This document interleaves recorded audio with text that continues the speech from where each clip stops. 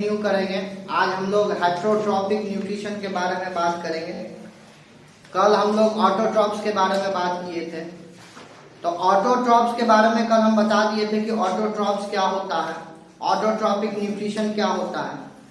Autotrophs का मतलब होता है कि सेल्फ नरिशमेंट। ऑटो का मतलब होता है सेल्फ और ट्रॉपिक का मतलब होता है नरिशमेंट। जो प्लांट्स या एनिमल्स अपना खाना खुद बनाता है उसको हम लोग क्या बोलते हैं, ऑटोट्रॉप्स। कल फोटोसिंथेसिस के बारे में भी बता दिए थे। आज हम लोग हेटेरोट्रॉप्स के बारे में बात करेंगे। तो आज हम लोग किस चीज के बारे में बात करेंगे, हेटेरोट्रॉप्स। देखो ये दो वर्ड से मिलकर बना है हेटेरो। हेटेरो का मतलब क्या होता है, डिपेंड। हेटेरो का मतलब डिपेंड या अदर, ठीक है। और ट्रॉप्स का मतलब क्या होता है, नरिशमेंट। नरिशमेंट मतलब ऐसा प्लांट्स या एनिमल जो अपने खाना के लिए, जो अपने भोजन के लिए दूसरे पर डिपेंडेंट रहे, उसको हम क्या बोलते हैं, हेटेरोट्रॉप्स। समझ में आ रही है बात? तो उसको हम लोग क्या बोलेंगे, हेटेरोट्रॉप्स। तो इसका डेफिनेशन हम बात करेंगे, the plants and animals which depend on other for their food are called उसको क्या कहेंगे, हेटेरोट्रॉप्स। उसको हम क्या बोलेंगे, heterotrophs. The plants and animals which depend on other for their food are called heterotrophs। समझ में आ रहा बात? तो हेटेरो का मतलब डिपेंड या अदर और ट्रॉप्स का मतलब नरिशमेंट। जो अपने भोजन के लिए दूसरे पे डिपेंडेंट हो उसको हम क्या बोलेंगे, हेटेरोट्रॉप्स। अच्छा, हमको खाना क्यों चाहिए, why we require food? हमको खाना क्यों चाहिए? खाना चाहिए हमको एनर्जी के लिए, खाना चाहिए एनर्जी के लिए, या इससे हमको क्या मिलेगा, न्यूट्रिएंट। क्या मिलेगा, न्यूट्रिएंट। और न्यूट्रिएंट क्या होता है, the component of food which is essential for our body are called nutrient. The component of food which is essential for our body are called nutrient. Nutrient बहुत सा तरीके का हो सकता है। क्या क्या हो सकता है बताइए, विटामिन हो सकता है, प्रोटीन हो सकता है, कार्बोहाइड्रेट हो सकता है, मिनरल्स हो सकता है, या और भी जो भी आवश्यक तत्व हमारे शरीर को चाहिए उसको हम क्या बोलेंगे, न्यूट्रिएंट। तो हेटेरोट्रॉप समझ में आया? हेटेरो का मतलब डिपेंड या अदर, ट्रॉप्स का मतलब नरिशमेंट। ऐसा प्लांट या एनिमल जो अपने भोजन के लिए दूसरे पे डिपेंडेंट हो उसको हम क्या बोलेंगे, हेटेरोट्रॉप।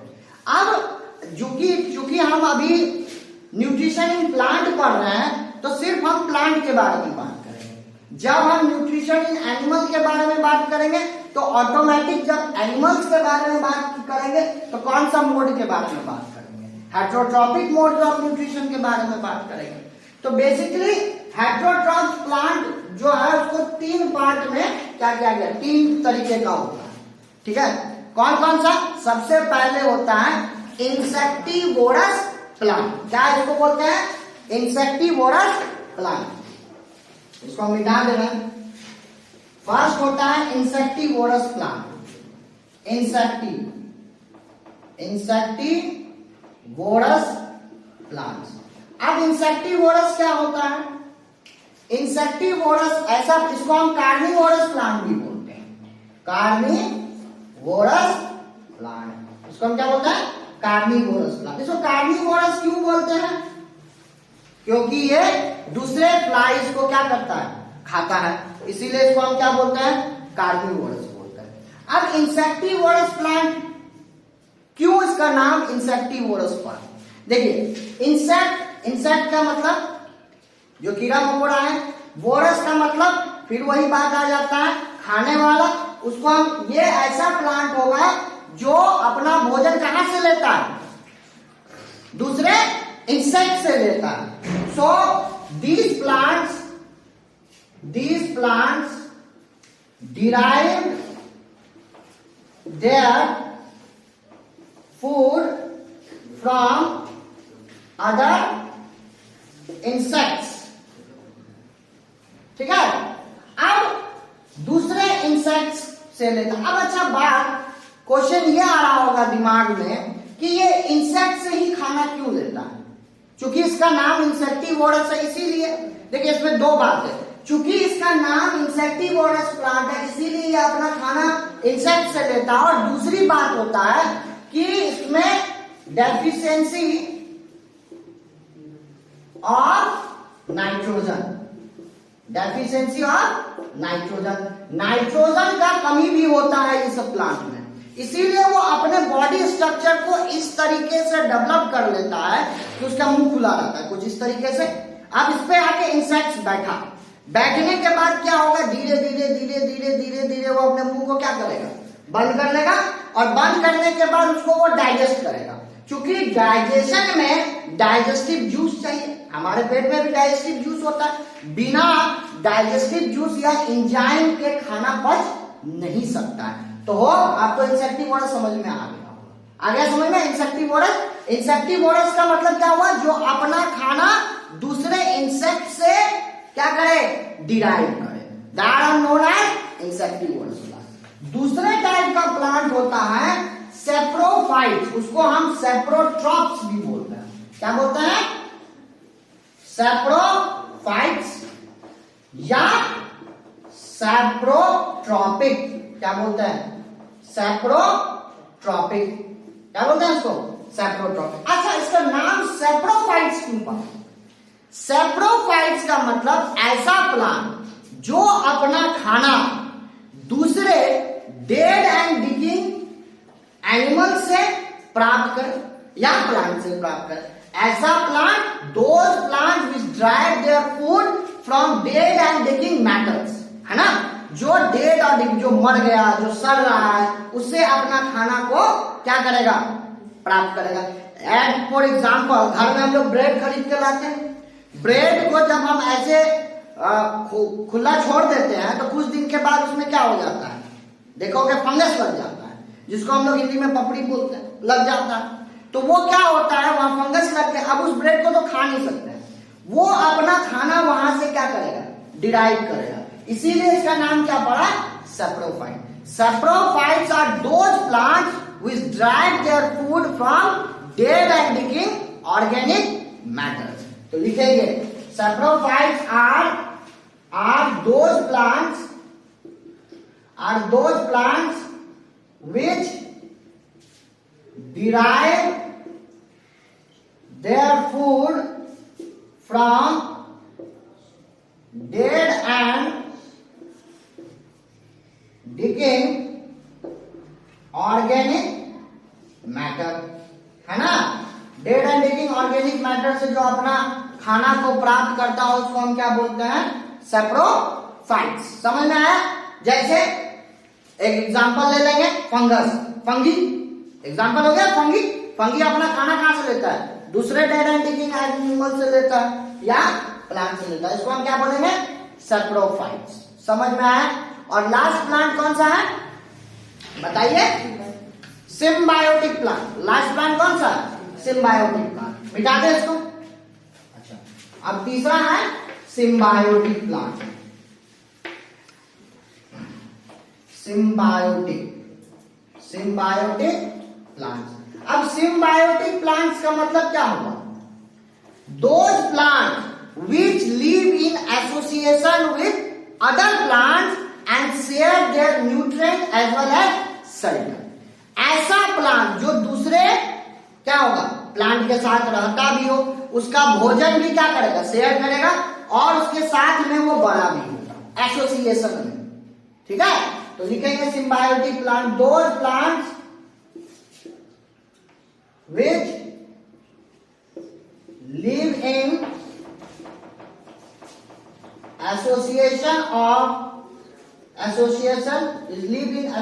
with other plants and share their food as well as क्या, जल्दी बोलिए, शेल्टर।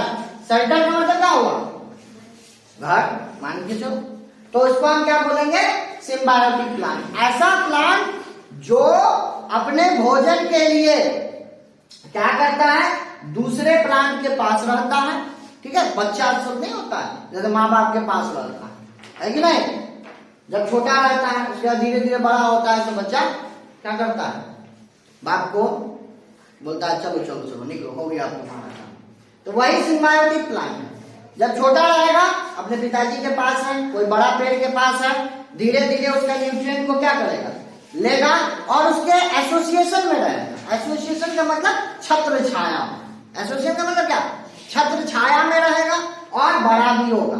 समझ में आया। तो ये 3 तरीके का प्लांट हेटेरोट्रॉप्स में आपको पढ़ना था, जो मैंने बता दिया। सबसे पहले कौन सा प्लांट बताए, इंसेक्टिवोरस प्लांट, जो अपना खाना इंसेक्ट से। दूसरा जल्दी बोलिए, सैप्रोफाइट्स। और तीसरा सिम्बायोटिक। ये तीनों समझ में आ गया। अब हम लोग पढ़ेंगे रिप्लेसमेंट ऑफ द सॉइल। क्या पढ़ेंगे, लास्ट टॉपिक है इस चैप्टर का, replacement of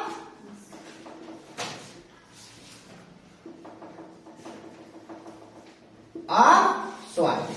replacement of soil का मतलब क्या होता है। अब इसका मतलब यह है कि आप अपना मिट्टी को कैसे आप फर्टाइल बना सकते हैं, उपजाऊ बना सकते हैं, है कि नहीं। आप अपने मिट्टी को क्या करेंगे, फिर से उपजाऊ कैसे बना सकते हैं। अब इसके पीछे देखो कारण क्या है। हम लोग जब कोई भी क्रॉप लगाते हैं तो कुछ दिन के बाद क्या होता है, खेत को हम लोग छोड़ देते हैं, बंजर छोड़ देते हैं। क्यों छोड़ देते हैं, टू गेन द न्यूट्रिएंट। फिर से जो जमीन है वो क्या करे, न्यूट्रिएंट को फिर से क्या करे, गेन कर ले, और फिर से हम उस पर दूसरा कभी खेती में। ऐसा देखा होगा तुम लोगों ने कि क्या होता है कि एक खेती किए, कुछ दिन के लिए उसको छोड़ दिए, है ना, ताकि न्यूट्रिएंट को गेन कर ले। अब समझो, बाय एडिंग क्या, जल्दी बोलिए, urea. By adding urea, urea डाल सकते हैं। यूरिया क्या क्या क्या होता है, बेसिकली यूरिया में नाइट्रोजन और क्या होता है, हाइड्रोजन होता है। पता है आपको, नाइट्रोजन का काम क्या है, प्लांट के डेवलपमेंट में, और हाइड्रोजन चाहिए। तो नाइट्रोजन और हाइड्रोजन मिलकर क्या बनेगा, यूरिया, है ना। दूसरा मेथड क्या होगा, क्रॉप रोटेशन। बोलिए, क्रॉप रोटेशन। अब क्रॉप रोटेशन का मतलब क्या है, जल्दी बोलिए। क्रॉप रोटेशन का मतलब क्या, इस बार दूसरा खेती की, फिर अगले बार दूसरा खेती करेंगे, फिर अगले बार रोटेटिंग क्रॉप या changing crop in different season. अभी होता है ना गांव घर में, सब जगह होता है क्रॉप रोटेशन भाई। अब एक ही तरीके का तो खेती पूरे हर साल तो नहीं कर सकते ना, अलग अलग तरीके का खेती करते हैं, तो क्रॉप रोटेशन। तीसरा कोई बताओ, है कोई, और क्या होगा, by adding manure. By adding manure, manure का मतलब क्या होता है, खाद, है ना। घर का भी जो वेस्ट होता है उसको आप क्या करते हैं, खेत में ले जाकर फेंक देते हैं, वो खाद बन जाता है।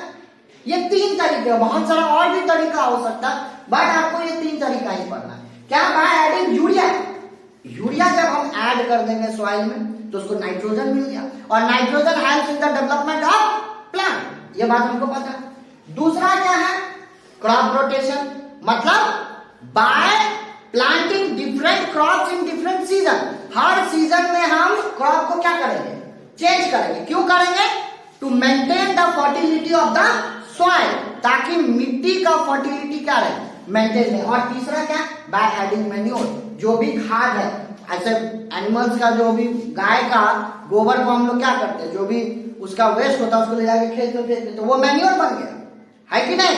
तो मैन्योर भी आगे पढ़ेंगे हम लोग, 2 तरीके, ऑर्गेनिक, इनऑर्गेनिक, ये सब बात हम लोग बाद में पढ़ेंगे। ऑर्गेनिक क्या होता है, इनऑर्गेनिक क्या होता है, जो आप लोग घर से जो वेस्ट फेंकते हैं, जैसे सब्जी का छिलका, गाय का गोबर, ये सब ले जाके फेंक देते हैं, वो क्या बन जाता है, खाद बन जाता है। पता है कि नहीं।